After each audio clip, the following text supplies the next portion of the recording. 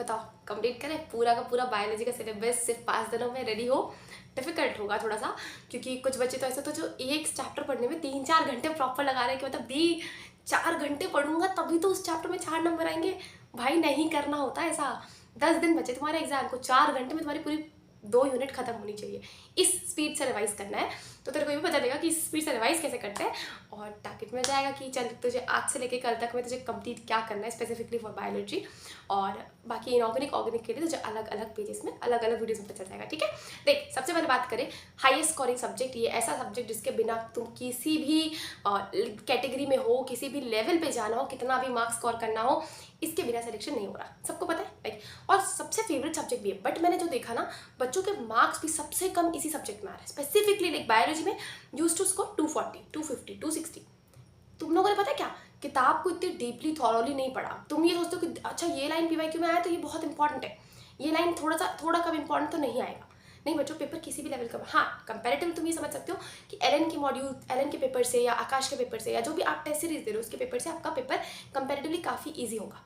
But just tell me one thing कि आपने क्या इनफ रिविजन किया है? मैं अपने टाइम पे बताऊँ तो I was my self who have revise the entire biology का सिलेबस बिटवीन 10 to 15 टाइम्स, हर एक चैप्टर।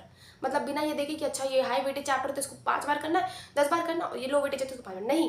मैंने लिविंग वर्ल्ड को भी 10 से 15 बार पढ़ा है, और चाहे वो इकोलॉजी का चैप्टर उसको भी 10 से 15 बार पढ़ा है। इवन कुछ तो ऐसे लेक्चर्स हैं जिनके मैंने मैम के लेक्चर्स देख के कंप्लीट करके फिर उसके बाद एनसीईआरटी से गो थ्रू किया, और कुछ एनसीईआरटी की लाइन से उतार लेते। तो अब आपको बचेगा, देखो क्या करना है ना, आपको पूरे के पूरे एक चैप्टर को 4 घंटे नहीं देना है, क्योंकि अब आपके पास उतना टाइम नहीं।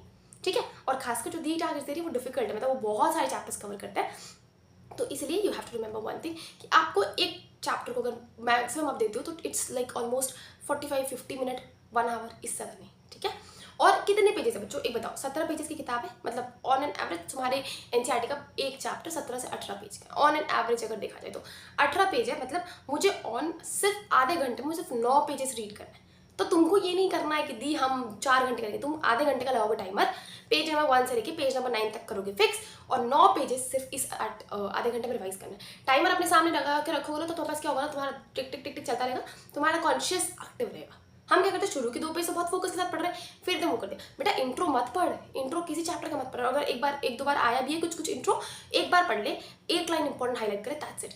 अब तुझे कंप्लीट कैसे करना है इस चैप्टर्स को फास्ट वे में, वो पहला ये तरीका होगा कि जब भी अब तू बायोलॉजी पढ़ेगा, स्पेसिफिकली अगर एनसीईआरटी पढ़ रहा है, उससे पहले ओपन योर पीवाईक्यू 2015 के बाद नीट के स्पेसिफिकली, और उनके पीवाईक्यू को सिर्फ रीड कर, मतलब क्वेश्चंस को, टॉपिक्स को रीड कर ले, that's it. You don't have to solve the MCQ, just have to read और गो थ्रू दैट पीवाईक्यू। आप जैसे उसे पीवाईक्यू से गो थ्रू किया, अब आप खोलेंगे अपना एनसीईआरटी किताब, और अगर आपने हाईलाइट करके रखा है या आपने नोट्स बना के रखे हैं तो you are on a good track. लेकिन अगर नहीं रखा है और फिर भी अगर आपको एक चैप्टर करने में 4 घंटे लग रहे हैं, तो अब आपको समझने की जरूरत है कि एक बार आप चैप्टर आपने आधे घंटे में 9 पेजेस पढ़े, आधे घंटे में 9 पेजेस पढ़े, पहली चीज। ठीक है, अब आपने दूसरा काम क्या किया, उस टाइम पे पर्टिकुलरली लिखेंगे नहीं, आपको याद भी नहीं करना उस पर्टिकुलर टाइम पे।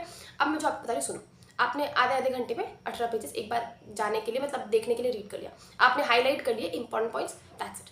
अब आपको क्या करना है, एक बार आपको रीड करना है, समझ में आया था कि भाई मेरी ये औकात है कि मुझे ये लाइन याद हो जाएगी, मुझे ये नहीं याद होगा, मुझे वैल्यू नहीं याद होगी, मुझे ये टेबल नहीं याद होगा, मुझे डायग्राम नहीं याद होगा। तो आपके पास 2 ऑप्शन है, या तो आप एक चैप्टर के लिए एक पन्ना लो और उसमें वो 30-40 इंपॉर्टेंट लाइंस जो हैं आपको उसको नोट कर लो, या तो दूसरा पन्ना लो, मतलब दूसरा आप टास्क कर सकते हो कि आप एनसीईआरटी में ही अलग से कोई हाइलाइटर ले लो, अलग से कोई पेन ले लो, या एक पन्ने लेके उसी एनसीईआरटी में वो जो लाइंस आपको डिफिकल्ट लग रही है वो एनसीईआरटी ने साइड में डब्बे दिए हैं उसको यूज़ करके वहीं पे नोट कर लो। ये आपको करना है, like you have to extract 30 to 40 lines of the every chapter, individual chapters. आप 30 से 40 लाइन निकाल लेते हैं। फिर आप क्या करेंगे, जब आप कल रिवाइज करेंगे, कल आप नया यूनिट करेंगे, उससे पहले आप जैसे एक चैप्टर पढ़ने से पहले आप जो कल आपने पहला चैप्टर पढ़ा था उसके वो 30 से 40 लाइन जल्दी बस रीड करेंगे। रीड करना हमको ऐसा लगता है ना कि हमने बायोलॉजी पढ़ रखी है पर हमको याद नहीं है। तो रीजन बीइंग क्या होता है ना, हमने उतना मल्टीपल रिवीजन नहीं दिया। हम देखो पता है क्या होता है, सबकॉन्शियस को प्रोग्राम करने का 2 ही तरीका है, या तो तुम्हारे इमोशंस ये प्रोग्राम कर सकते हैं तभी तुमको मूवी एक बार में याद रहती है पूरी स्क्रिप्ट, या तो दूसरा रिपीटेशन। तो जो बार बार तुम रिपीट करते हो वो तुम्हारा सबकॉन्शियस ले लेता है। तो अगर हमको बायोलॉजी को अपने सबकॉन्शियस में भेजना है तो वो इकलौता तरीका है रिपीटेशन। तो हम क्या करेंगे, हमने वो 30 पेजेस के नोट्स बना लिए, 30 लाइन के नोट्स, और वो 30 लाइन के नोट्स हम एग्जाम से पहले हर रोज रट के जाएंगे। मतलब थोड़ा सा डिफिकल्ट होगा, मान लो आज तुमने रीड किया तो 15 मिनट लगे, कल 10 मिनट लगे, परसों तुमको बस एक बार देखना पड़ेगा, अच्छा ये लाइन्स समझो। इस तरह से होता है सुपर फास्ट रिविजन, तुमको यही करना है। ठीक है, अब दी ने बहुत बता दिया कि करना क्या है। अब आपको जो चैप्टर करना है, अगेन सबसे पहला चैप्टर होगा आपका, मतलब यूनिट होगा आपका ह्यूमन फिजियोलॉजी, और आपका दूसरा यूनिट होगा बायोटेक्नोलॉजी। अब द रीज़न दे दिया क्योंकि human physiology one of the very high weighted chapter है, और अगर डिफिकल्ट या ये बोल सकते हैं कि थोड़ा सा ट्विस्ट करके जिसमें क्वेश्चन बनने के चांसेस है वो ह्यूमन फिजियोलॉजी। जेनेटिक्स है, लेकिन जेनेटिक्स हम अगले पार्ट में करेंगे। तो आपको ह्यूमन फिजियोलॉजी करना है, बहुत सारे चैप्टर्स है, इसलिए आपको इसके साथ बायोटेक मिला क्योंकि उसमें 2 चैप्टर्स है, लेकिन वो 2 चैप्टर्स बहुत वैल्यू रखेंगे। लाइक आप 4 से 5 क्वेश्चन उस 2 चैप्टर से एक्सपेक्ट कर सकते हो of human physiology. You can like अकेले आप ह्यूमन फिजियोलॉजी से 16 से 18 क्वेश्चन के बीच में बेयर मिनिमम आप उम्मीद कर सकते हो। तो आप कितने क्वेश्चन प्रिपेयर कर रहे हो? ऑलमोस्ट ऑन एन एवरेज आप एक दिन में 20 क्वेश्चन के लिए प्रिपेयर कर रहे हो, राइट? तो आपको इसको ऐसे ही करना है जैसे आपको दी ने बताया है। पहले आप पीवाईक्यू रीड करेंगे, सॉल्व नहीं करना है, सिर्फ रीड करना है, या आप एलएन या आकाश के अपने मॉड्यूल दिए तो उसमें से भी एक बार उठा के देख लो कि इस पर्टिकुलर चैप्टर से, लाइक फॉर रेस्पिरेटरी सिस्टम से इसमें क्या क्वेश्चन पूछा था, और फिर हमने पीवाईक्यू भी देख लिया। तो हमारे पास दोनों तरह के क्वेश्चन आ गए, एलएन वाले भी आ गए और पीवाईक्यू भी आ गए। अब आप करोगे रीड ह्यूमन फिजियोलॉजी और बायोटेक्नोलॉजी। तो कल आपके इस टाइम से पहले आपका ह्यूमन फिजियोलॉजी और आपका रेस्पिरेटरी वाला यूनिट पूरी तरह से खत्म हो जाना चाहिए। पर इसका ये मतलब नहीं है कि आपको पूरे दिन बायोलॉजी करना है, क्योंकि अभी आपको ऑर्गेनिक, इनऑर्गेनिक, फिजिक्स और फिजिकल के भी टारगेट्स मिलेंगे। तो मेक श्योर कि आपका पूरा का पूरा जो यूनिट है, आपका जो पूरा का पूरा ड्यूरेशन है वो 4 से 5 घंटे में खत्म हो सके, क्योंकि वो इतना ही डिजर्व करते हैं बच्चों। और अब रिविजन का टाइम है, अगर तुम 4 घंटे बायोलॉजी के एक चैप्टर को दे रहे हो तो यू आर एब्सोल्युटली ऑन नहीं ऑन अ रॉन्ग ट्रैक, ठीक है? You are absolutely on a wrong track, मतलब बहुत बड़ा जाके ना वो लगेगा, क्योंकि गलत तो फिर भी हो रहे हैं ना बेटा, गलत हो रहे हैं। और दूसरा इंपॉर्टेंट चीज़ कि जैसे जब तुम पढ़ रहे हो ना, तो जो तुमको ये रीजन वाले क्वेश्चंस नहीं बनते ना, यूजुअली रीजन वाले जो असर्शन रीजन वाले तुमको क्वेश्चन मिलते हैं ना स्टेटमेंट टाइप, वो एनसीईआरटी की लाइन से ही उठ के आएंगे, उठ के आए थे पहले भी। पीवाईक्यू उठा के देखो पिछले साल का पेपर, सिर्फ एनसीईआरटी के लाइन से पूछे हुए लाइन्स थे बेटा। तो इस साल भी एनसीईआरटी के लाइन से पूछे हुए लाइन्स होंगे।